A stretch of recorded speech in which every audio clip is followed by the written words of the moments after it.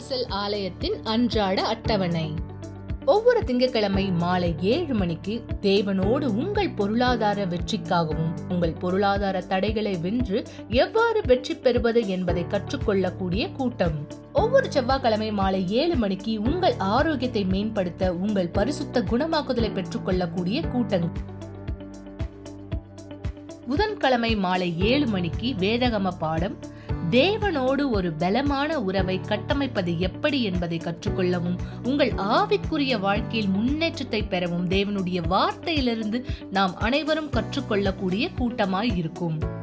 வியாழக்கிழமை மாலை 7 மணிக்கு உங்கள் குடும்பத்தாருக்காகவும் உங்கள் அன்பின் வாழ்க்கை திருமண ஆசீர்வாதத்துக்காகவும் உங்கள் குடும்ப சமாதானம் சந்தோஷத்திற்காகவும் ஒரு சிறப்பு கூட்டம்.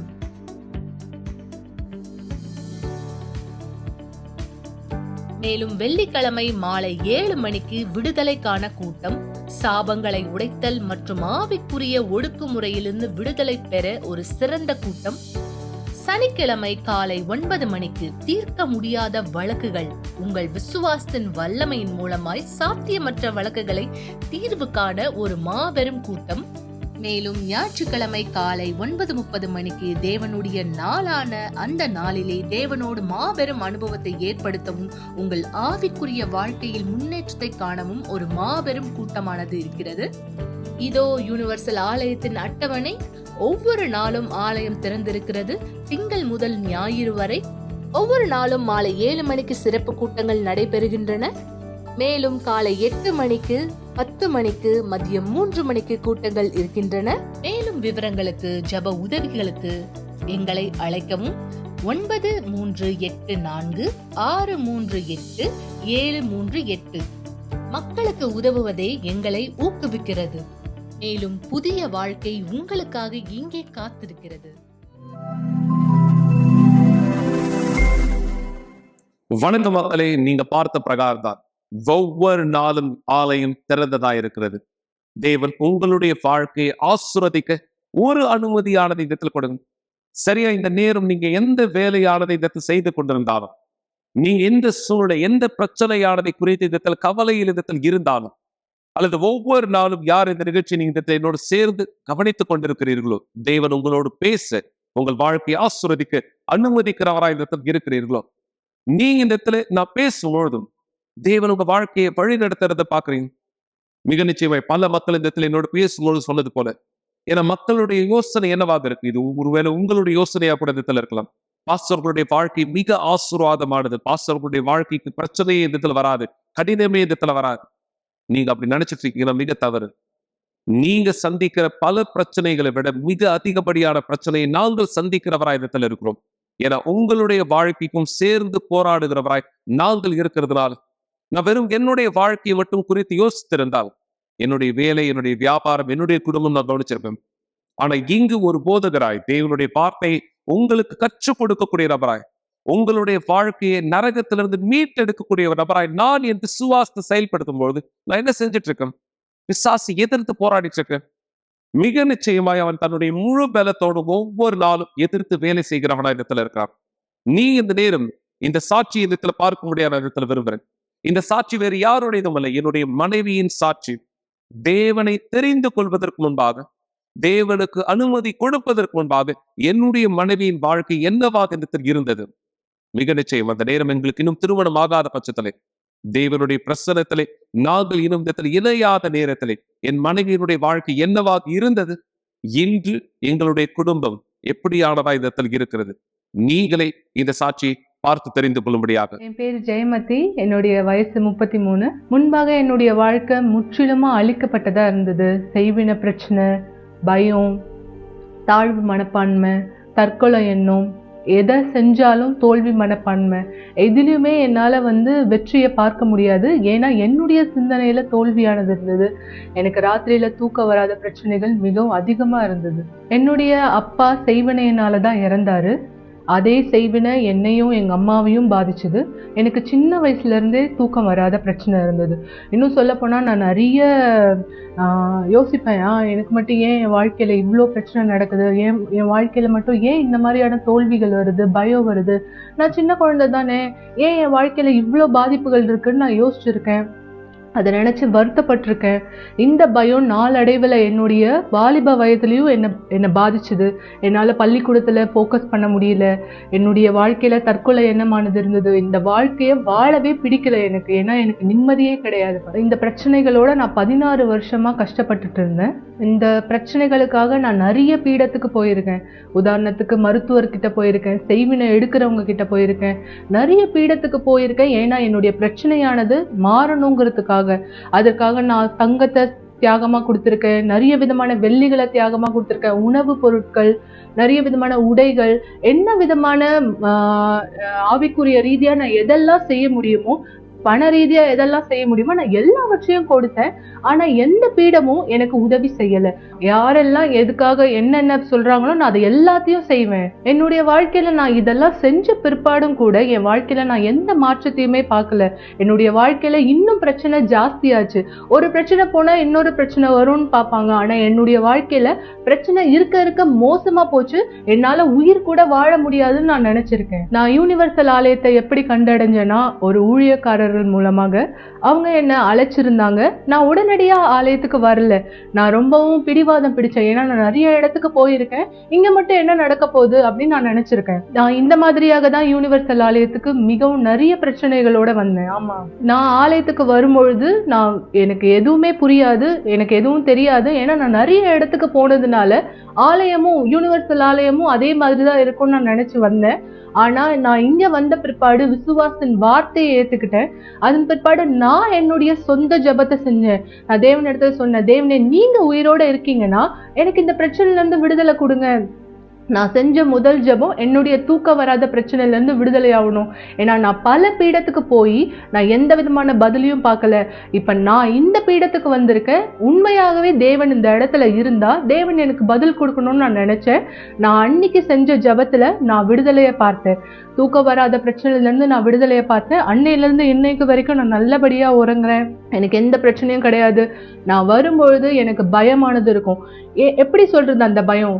என்னால வீட்டுல தனியா இருக்க முடியாது, அந்த அளவு பயமானது இருக்கும். ஆனா நான் ஒவ்வொரு வெள்ளிக்கிழமை தொடர் சங்கிலி ஜபத்துல செய்வினையிலிருந்து, என்னுடைய வாழ்க்கையின் சாபத்திலிருந்து, பயத்திலிருந்து நான் விடுதலையை பார்த்தேன். அதன் பிற்பாடு நான் ஆலயத்துக்கு உண்மைத்தன்மையா இருக்கணும். நான் தஸ்ம பாகத்தை பத்தி தெரிஞ்சுக்கிட்டேன். எப்படி நாம உண்மையா இருக்கணுங்கிறத கத்துக்கிட்டேன். அதன் பிரகாரம் நான் புதன்கிழமை, வெள்ளிக்கிழமை, ஞாயிற்றுக்கிழமை தொடர் சங்கிலி ஜபம் செஞ்சேன். என்னுடைய வாழ்க்கையில, என்னுடைய ஆவிக்குரிய வாழ்க்கையில நான் மாற்றங்களை பார்க்க ஆரம்பிச்சேன். ஆனா அது மட்டும் போதாதுன்னு நான் தொடர்ந்து ஆலயத்துக்கு வர ஆரம்பிக்கும் போது இஸ்ரவேல் சிறப்பு நிகழ்ச்சியானது வந்தது. அந்த இஸ்ரவேல் சிறப்பு நிகழ்ச்சியில எல்லாமே இல்லைன்னா எதுவும் இல்லைன்னு சொன்னாங்க.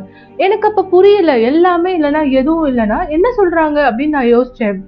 ஆனா நான் அந்த இஸ்ரவேல் சிறப்பு நிகழ்ச்சிய கூர்ந்து கவனிச்சேன், என்ன பண்ணணும் அப்படின்னு. யாரும் என்கிட்ட சொல்லல. ஆனா நானும் என்னுடைய தாயாரும் தீர்மானிச்சோம், எங்க வாழ்க்கையில இருக்கிற செய்வின பிரச்சனை வெளியே வரணும்னா நான் பல பீடத்துக்கு போய் பல விதமான தியாகத்தை செஞ்சிருக்கேன். ஆனா இன்னைக்கு உண்மையான தேவன் என்னை விடுதலையாக்கணும்னா என்னுடைய தியாகத்தை நான் செய்யணும்னு நினைச்சேன். அதனால எங்க வீட்டுல இருக்கிற எல்லா பொருளையும் எடுத்தோம். எங்க கிட்ட இருக்கிற உடை, 2 தட்டு, அது மட்டும்தான் வச்சிருந்தோம் வீட்டுல. மற்றபடி எங்க கிட்ட இருந்த TV, fridge, sofa, bank balance, என்னென்னலாம் இருக்கோ, பைக், எல்லாத்தையும் எடுத்தோம், வித்தோம், பீடத்தின் மீது வச்சோம். இது வரைக்கும் எங்களால எந்த தேவனும் எந்த ஒரு பீடமும் எங்களை காப்பாற்ற முடியல. ஆனா நாங்க உயிருள்ள தேவனுடைய பீடத்தின் மீதாக தியாகத்தை செஞ்ச பொழுது செய்வினையிலிருந்து முற்றிலுமா விடுதலையை பார்த்தோம். உயிருள்ள தேவன் எங்களை இந்த இடத்துல விடுதலையாக்கியிருக்காரு. முற்றிலுமா விடுதலையாக்கப்பட்டிருக்கு. இன்னைக்கு என்னுடைய வாழ்க்கை முற்றிலுமா முழுமையாக விடுதலையாக்கப்பட்டு நானே ஒரு ஆசீர்வாதமா இருக்கேன். தேவன் என்னுடைய வாழ்க்கையில மாபெரும் காரியங்களை செஞ்சவரா இருக்காரு, இன்னைக்கும் செய்யறவரா இருக்காரு. என்னுடைய வாழ்க்கையில திருமணமே நடக்காதுன்னு நினைச்சிருந்தேன் நானு. ஆனா இன்னைக்கு நான் ஆசீர்வதிக்கப்பட்ட திருமணத்தை பெற்றிருக்கேன், சமாதானத்தை பெற்றிருக்கேன். அதுக்கும் மேலாக அவருடைய ஆவியானது எனக்குள்ளாக இருக்கிறது. இந்த ஆவியானவர் என் கூட இருக்கிற காரணத்தினால எல்லாவற்றையும் ஜெயிக்க முடியும். இனிமேலும் எனக்கு அந்த பயம் கிடையாது, பலவீனம் கிடையாது, தற்கொலை எண்ணம் கிடையாது, செய்வின பிரச்சனை கிடையாது, சாவம் என் வாழ்க்கையில இல்ல. தேவன் என்னை முற்றிலுமா விடுதலையாக்கியிருக்காரு, என்னை ஆசீர்வாதமா மாத்திருக்கு. பல பேர் அதே தான் செய்யறாங்க, நான் செஞ்ச தவறை தான் செய்யறாங்க. எல்லாமே ஒண்ணுன்னு நினைக்கிறாங்க. எல்லா பீடத்திலையும் பதில் கிடைக்கும்னு நினைச்சு மக்கள் அந்த இடத்துக்கு போறாங்க. ஆனா நீங்க யார் என்னுடைய சாட்சியை கேட்டுட்டு இருக்கீங்களோ இன்னைக்கு நீங்க தீர்மானிங்க. என்னுடைய வாழ்க்கையில நான் பல பீடத்தை போய் பார்த்திருக்கேன், ஆனா நான் பதில் பார்க்கல. ஆனா என்னைக்கு நான் உண்மையான பீடத்தை பார்த்தேனோ தேவன் எனக்கு அந்த பீடத்திலிருந்து பதில் கொடுக்கிறவரா இருக்காரு. இன்னைக்கு என்னுடைய வாழ்க்கை ஆசீர்வாதமா இருக்கிறது போல நீங்க யாரு தேவனுடைய வார்த்தைய கீழ்ப்படிஞ்சு உண்மையான பீடத்துல தியாகம் செய்ய தயாரா இருக்கீங்களோ தேவன் உங்களையும் ஆசீர்வதிக்கிறவரா இருக்காரு. இன்னைக்கு என் வாழ்க்கை எப்படி மாற்றி இருக்கோ அதே மாதிரி உங்களுடைய வாழ்க்கையும் மாறும். இந்த அனுபவத்தை நீங்களும் பெற்றுக்கொள்றவளா நிறுத்துங்கள் என்ற நிகழ்ச்சியை பார்த்து கொண்டிருப்பதற்கு மிக்க நன்றி. கூட்டம் முடிந்த பிற்பாடும் நீங்கள் எங்களை தொடர்பு கொள்ளலாம். மறந்து விடாதீர்கள், எங்களுடைய எண் 9346387738. நன்றி. நீங்க பார்த்தீங்களா, ஒரு அழிக்கப்பட்ட வாழ்க்கையிலிருந்து தேவன் ஆசீர்வாதமான வாழ்க்கைக்கு இந்த இடத்துல மாற்றினார். ஆனா இந்த மாற்றமானது தற்செயலா இந்த இடத்துல நடைபெறல. இந்த மாற்றம் எதிர்காலத்துல இவங்க போதகருடைய மனைவியா மாறுவாங்கிறதுனால தேவன் கொடுக்கல. இவங்களுடைய விசுவாசம், என் மனைவியினுடைய விசுவாசம் தேவனுடைய வல்லமையை வெளிப்படுத்தும்படி ஏற்படுத்தின சவால். பீடத்தின் மீது தன் வாழ்க்கையை அர்ப்பணித்த அந்த விசுவாசம் தேவன் வாழ்க்கையை மாற்றும்படியான கதவுகள் இந்த இடத்தில் திறக்கப்பட்டது. ஆம், தேவன் அந்த எதிர்பார்க்கிறார். நாம் என்ன செய்கிறவோ தேவன் அதற்கான மறு செயலை செய்கிறவரா இருக்கிறார். என தேவனுடைய வார்த்தை சொல்லுது, என்னிடத்திற்கு திரும்புங்கள், அப்பொழுது நான் உங்களிடத்திற்கு திரும்புவேன். முதல் பகுதி யாருடையது? நீங்க யார் இன்னும் காத்துட்டு இருக்கீங்களோ, தேவன் எனக்காக செய்யணும், தேவன் எனக்கு காண்பித்தார்னா, தேவன் எனக்கு கொடுத்தார்னா, தேவன் எனக்கு செஞ்சார்னா, இது தேவன் செய்ய வேண்டியதில்லை. என தேவன் ஏற்கனவே பல ஆயிரக்கணக்கான வருஷத்துக்கு முன்பாகவே உங்களுக்காய், எனக்காய், நமக்காய் எல்லாவற்றையும் செய்து முடித்தார். என இயேசு நமக்காக உயிரை கொடுத்தார். சிலுவையிலே அவர் நம்முடைய ஆத்மாவிற்கான விலையை செலுத்தினார். சொல்ல சரியா? இப்ப நாம நம்ம பகுதியை செய்யணும். நாம தேவனுக்கு நிரூபிக்கும் பொழுது தேவன் அதி அற்புதமான பதிலா நம்மை ஆசீர்வதிக்கிறவராய் இடத்துல இருக்கிறார். என தேவனுடைய பீடத்திலே நம்முடைய 100% கொடுக்கும் பொழுதும் தேவன் ஆசீர்வாதத்தை தருகிறவரா இருக்கிறார். நீங்க இன்னொரு நபருடைய சாட்சியை பார்க்க நான் இடத்துல வரவேற்க விரும்புறேன். இந்த நபர் மிக நிச்சயமாய் நம்முடைய ஆலயத்திலே வேறு ஒரு ஆலயத்திலே தேவனுடையவராய் தன்னை நினைத்து கொண்டிருந்தார். ஏன்? இவர் தன்னை ஒரு போதகராக கூட எல்லா மக்களுக்கும் பயத்தில் காண்பித்தார். ஆனா இன்னும் மனமாற்றத்தை பெறாதவராய், தேவனாலே நிரப்பப்படாத ஒருவராய், பல அசுத்தங்கள் நிறைந்த ஒருவராய் இவர் இந்த தவறான பழக்கங்களுக்கு அடிமையாக இருந்தார்னு கூட சொல்லலாம். ஆனா தன்னை இந்த ஒரு கிறிஸ்துவராய், தன்னை தேவனுடைய ஊழியக்காரராய் எல்லா மக்களுக்கும் முன்னாடி காமிச்சுட்டார். ஆனா உண்மையான மனமாற்றம் எப்படியா இந்த நடந்தது? நம்முடைய ஆலயத்திற்கு இவர் இந்த வந்த பொழுது தேவன் எப்படியாக இவருக்கு இந்த உதவி செய்ய இந்த தேவன் வழியானதை திறந்தார். எனவே மக்களை, தேவன் இன்றும் தயாராக இருக்கிறார் உதவி செய்ய விருப்பம் உள்ளவர்களுக்கு. இவர் என்ன வாழ்க்கையை வாழ்ந்தார், இவர் எப்படியாக தேவனுடைய வல்லமையை தன் வாழ்க்கையிலே பார்த்தார், இவர் மட்டுமல்ல இவருடைய முழு குடும்பம் எப்படி ஆசீர்வதிக்கப்பட்டாங்க இந்த சாட்சியில் இருந்து பாருங்கள். இது பீடத்தில் பிரசவித்துக் கொண்டிருக்கிற நாள். இது பீடத்தை விட்டு தூரமாக இருக்கிற நாள்.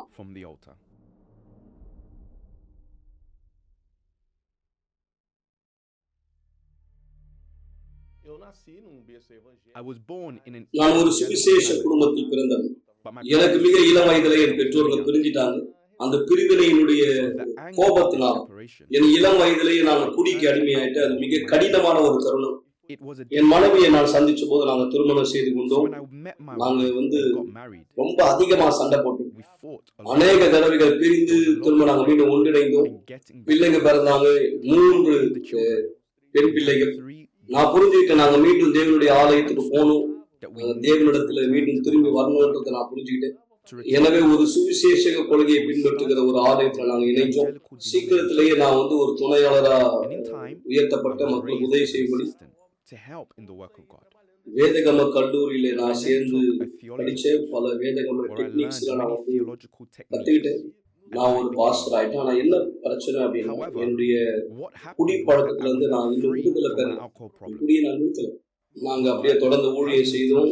ஆலயத்துல பிரசங்கம் பண்ணு, போதுகிறாங்க, மக்களுக்கு உதவி செய்து அதுல கூட்டங்கள் எடுக்கும். அநேக உணர்ச்சிகள் கலந்த ஒரு கூட்டமா இருக்கும். உணர்ச்சி தான் பரிசுத்தாவின் பிரசங்கம் நான் நம்பினேன். ஒரே புள்ள இருக்கிற கூட்டங்கள் தான் எல்லா நேரம் அந்த சந்தோஷம் ஆகுது. ஆனா வீட்டுக்கு வந்த உடனே சண்டை, மீண்டும் கூடி. என்னால குடி பழக்கத்துல இருந்து விடுதலை பெற முடியல. சில நேரங்கள் நான் ஒரு ரவுண்டு குடிச்சதுக்கு அப்புறமா தான் ஆலயத்துக்கு போவேன் பிரசங்கம் பண்றதுக்காக. எனக்கு தெரியும் எனக்குள்ள நான் கண்டிப்பா மாற வேண்டி இருக்கின்றது மிக நன்றா எனக்கு தெரியும். ஆனாலும் நான் வார்த்தையை கொடுத்து கூட்டம் முடிச்ச பிற்பாடு, கூட்டத்துக்கு முடிந்த உடனே மக்கள் என்ன புகழ்ந்து பேசுவாங்க. அவங்க சொல்லுவாங்க, நீங்க பெரிய அளவுல பயன்படுத்தப்பட்டிருக்கீங்க, நீங்க உண்மையா தேவனுடைய மனுஷன், உண்மையாவே நீங்க எங்களுக்கு ஒரு பெரிய ஆசீர்வாதம் அப்படின்னு மக்கள் சொல்லுவாங்க. அது என்னுடைய பெருமையை ரொம்ப தூண்டுச்சு, தற்பெருமையை. நான் நினைச்சேன், ஆமா உண்மையா தேவன் என்னோட இருக்காரு.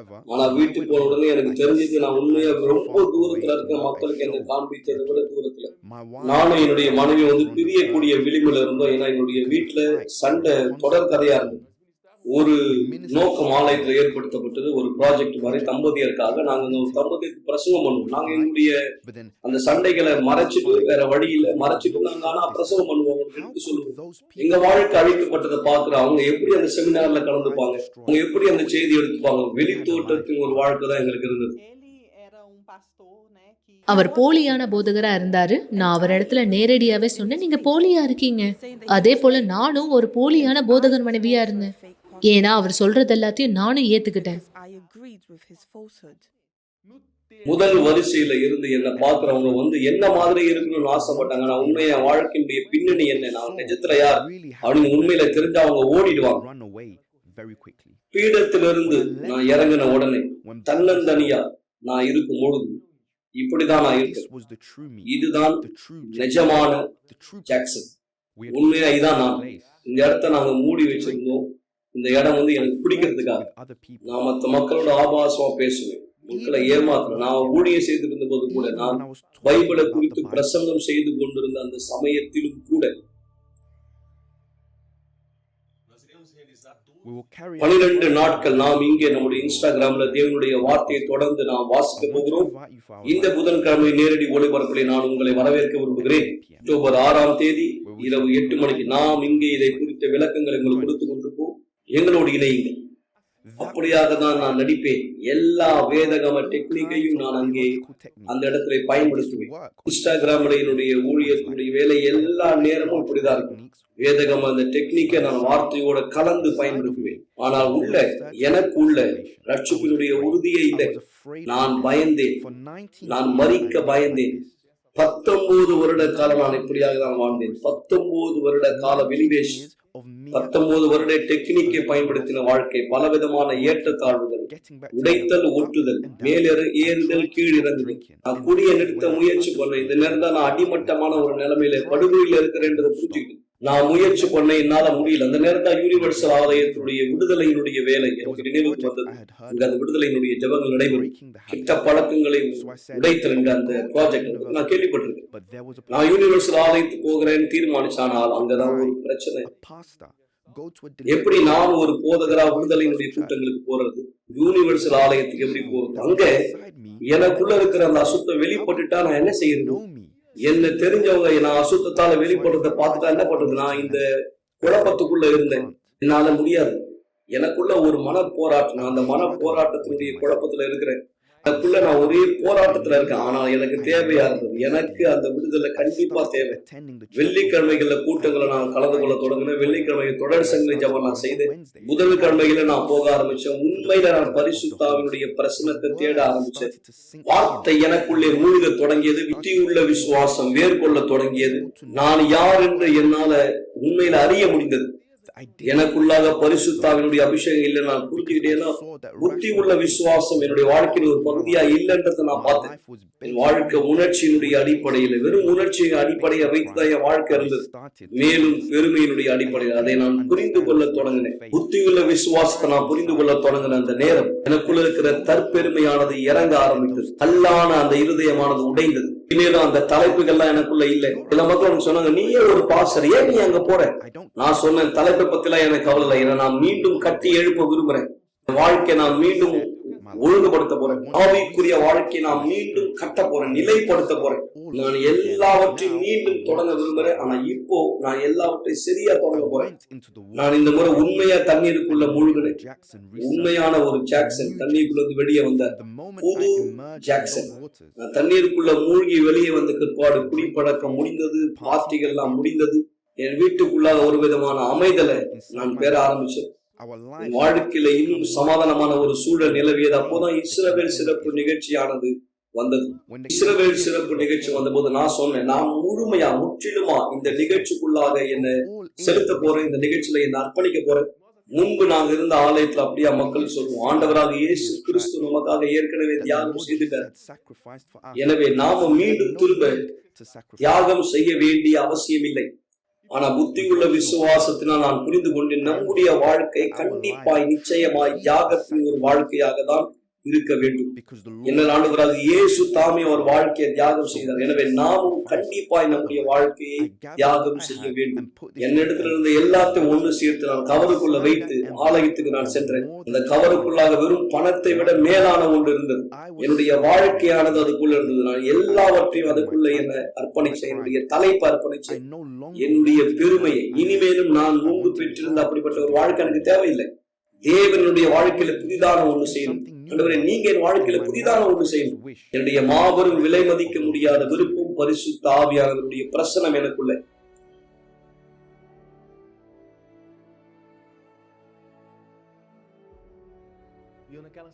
எனக்குள்ள அந்த அளவு ஒரு தாகம் இருந்தது. நான் தொடர்ந்து தேடினேன், பரிசுத்த ஆவி தேவை என்று.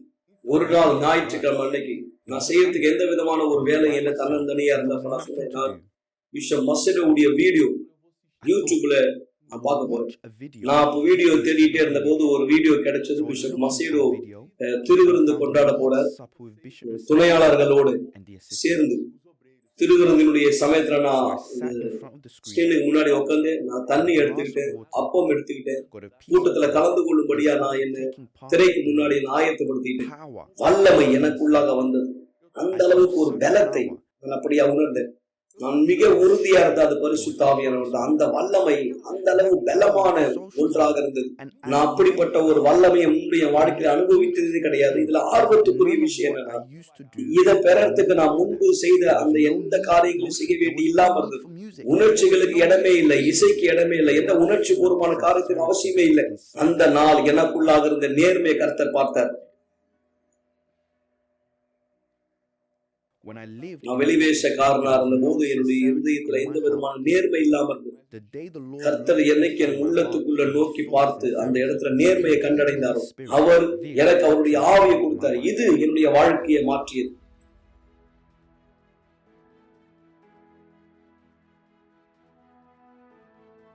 இப்பொழுதுதான் மாற்றமானது வந்தது. மனைவியின் கூட பரிசுத்த அபிஷேகத்தை பெற்றுக் கொண்டார்.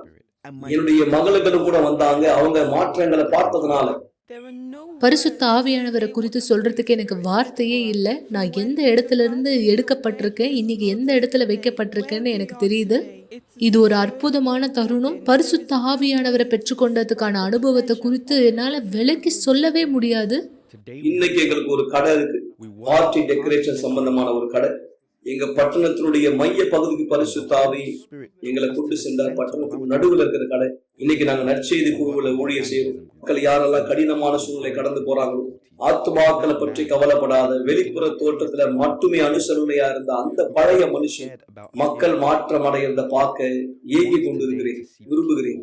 இன்றைக்கு என்னுடைய சந்தோஷம் பரிசுத்த ஆவியால் நான் மாற்றம் அடைந்த மாதிரி மக்களும் மாற்றம் அடைவதை பார்ப்பதுதான் என்னுடைய மிகப்பெரிய சந்தோஷம். கவலைப்படுவதை நிறுத்துங்கள் என்ற நிகழ்ச்சியை பார்த்து கொண்டிருப்பதற்கு மிக்க நன்றி. கூட்டம் முடிந்த பிற்பாடும் நீங்கள் எங்களை தொடர்பு கொள்ளலாம். மறந்து விடாதீர்கள், எங்களுடைய எண் 9384638738. நன்றி. தேவன் உதவி செய்தார். இந்த உதவி உங்களுக்கு உண்டு. இந்த நேரம் மற்ற வார்த்தை பேசுறதுக்கு முன்னாடி ஒரு வீடியோ நீங்க பார்க்கணும் இடத்துல விரும்புறேன். இந்த வீடியோ பிற்பாடு ஒரு மிக முக்கியமான அழைப்பை உங்களுக்காய் நான் இடத்தில் கொடுக்க விரும்புகிறேன். இந்த வீடியோ கவனமா இடத்துல கவனிங்க. மிக நிச்சயமாய் தொடக்கம் தொடங்கி இறுதி வரையும் சொல்லப்படுகிற ஒவ்வொரு வார்த்தையிலும் கவனம் செலுத்துங்க. நீங்க இந்த நேரம் வேற எந்த இடத்துல போகாதீங்க. இந்த சில வினாடிகள், நிமிடங்கள், நீங்க இந்த வீடியோவில் இந்த இடத்துல சொல்லப்படுகிற முதல் வார்த்தை தொடங்கி கடைசி வார்த்தை வரை இந்த இடத்துல கவனிங்க. என தேவன் உங்களுக்கு மிகப்பெரிய காரியத்தை வெளிப்படுத்த இடத்தில் விரும்புகிறார். பாருங்கள் இப்பொழுதே.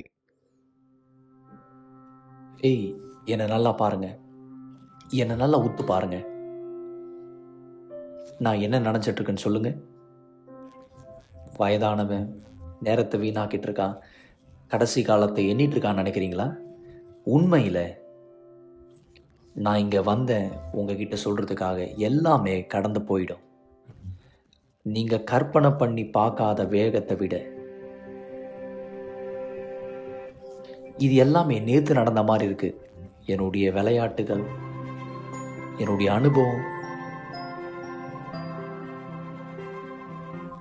நான் எல்லாத்துலயும் ஆர்வமா இருந்தேன். எனக்கு இன்னும் கூட நல்ல ஞாபகம் இருக்கு. என்னுடைய அம்மா செய்யற நல்ல உணவு என் குடும்பம் முழுவதும் ஒன்றா இணைவோம் ஞாயிற்றுக்கிழமையில.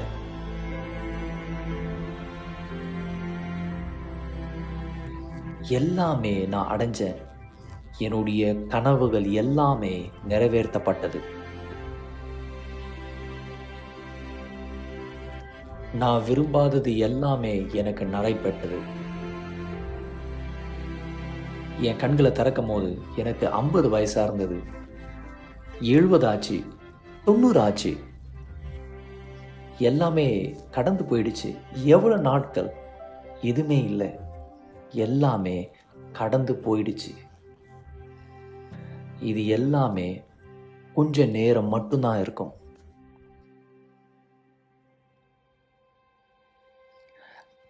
நீங்க என்ன பார்த்துட்டு இருக்கீங்களோ அது நான் கிடையாது. இது வெறும் ஒரு மேல் உரை மட்டும்தான். இது உலகத்தினால அழிக்கப்பட்டு மண்ணுக்கு சென்றுவிடும். இந்த கண்களை பயன்படுத்தி பார்க்க வேண்டிய இடத்தை நான் பார்க்கிறேன். இந்த கால்களை பயன்படுத்தி போக வேண்டிய இடத்திற்கு நான் போகிறேன். நான் வயதாக மாட்டேன். எனக்கு மரணமும் இல்லை. நான் நீங்கள் எதை கவனமாக கவனிக்கவில்லையோ அதுதான் நான் உங்கள் ஆத்துமா. நான் உண்மையில் இருக்கேன். கண்ணாடி வழியாக பார்க்கிறது நீங்கள் கிடையாது, அது உங்கள் ஆத்துமா. ஒரு நாள் நீங்கள் இளமையாக இருந்தீங்க, வயது உள்ளவனாக மாறினீங்க, இறந்தீங்க. உங்களுடைய ஆத்துமா நித்திய கால வாழ்க்கை அடைய போய்விடும். எப்பயாவது நின்று யோசிச்சு பார்த்துருக்கீங்களா?